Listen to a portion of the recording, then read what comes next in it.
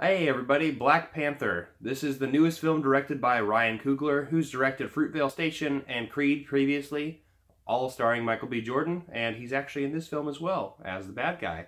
But enough about that, let's talk a little bit about this film. Let's talk about some of the pros, the cons, a little bit about the story, and just give you my overall thoughts about this film. Alright, so this film is starring an all-star cast. I'm just going to have to read off a couple of the names just to tell you. There's Chadwick Boseman as Black Panther as T'Challa. We have Michael B. Jordan, obviously, as Killmonger. We have Lupita Nyong'o. Daniel Kaluuya, which we saw in Get Out, is another main actor in this film. Among so many other people, obviously we have Andy Serkis and even Martin Freeman as well. This is one of the coolest casts I've actually seen, an ensemble thing come together pretty much to make this film. So let's talk a little bit about how the story kind of sets up, and then we'll talk about our pros and then the cons. So the story kind of sets up with T'Challa. This is right after the events of the Civil War.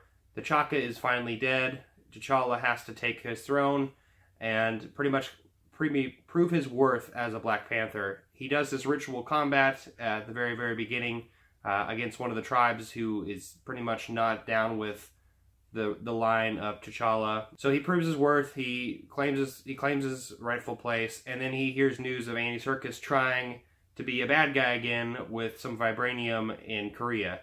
And so that story sets off this chain of events of vengeance and blood and trying to figure out the rights from the wrong of this entire movie. This movie is really set in a big theme of whether or not Wakanda should stay independent and out of the world's view, or they should be open and present and helping the world because they have so much technology. They are beyond any other technological advances that any other country has made.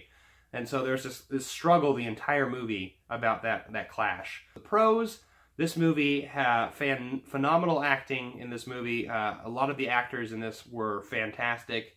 There were some great one-liners. Obviously, they have that Marvel comedy, and they're involved with all of the characters, even during some of the serious parts, which sometimes does take away from it, kind of takes away from the situation and the entire thing.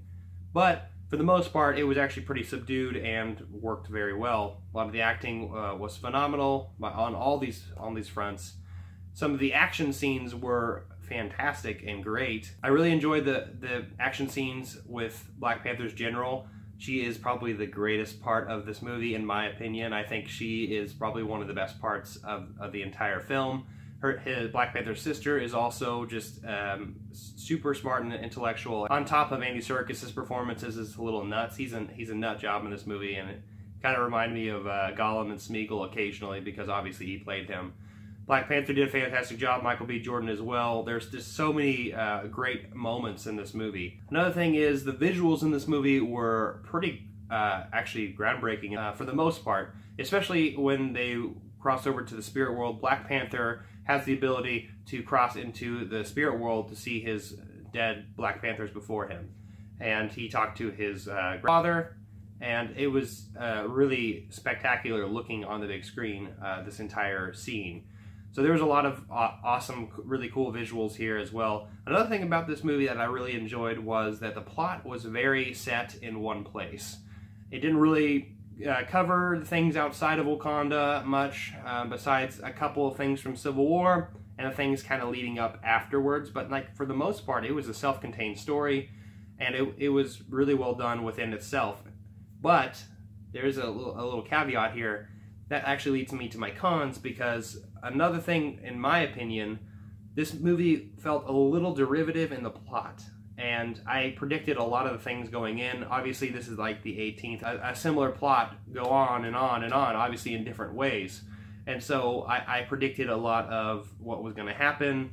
I predicted what was exactly going to happen midway through the film, and a redemption, and then obviously this big message at the end, trying to show the world that Wakanda might be ready to talk to the world.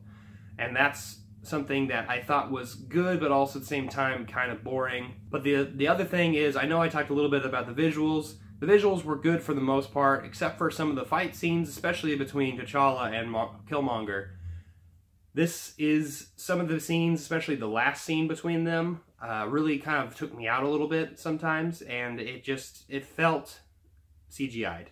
And if you've seen this channel enough, you know that I have some issues with CGI a little bit. And for the most part, this movie is beautiful, and actually they work CGI really, really well. But some moments I'm like, ooh, that's definitely a computer animated thing over a real life non-animated action. And so that's where I kind of, it took me out of the film experience sometimes. It does that. So overall, I think this movie was a fantastic addition to the Marvel Cinematic Universe, and just on its own. It's a really good movie on its own, and with an amazing cast, amazing action scenes, visually, a pretty derivative kind of plot, but I mean, it got the point across. So I give this movie a 4 out of 5. This is definitely a movie you should watch. I'm probably going to own it on Blu-ray. Obviously, I own all the other Marvels, except it's definitely one of the better ones.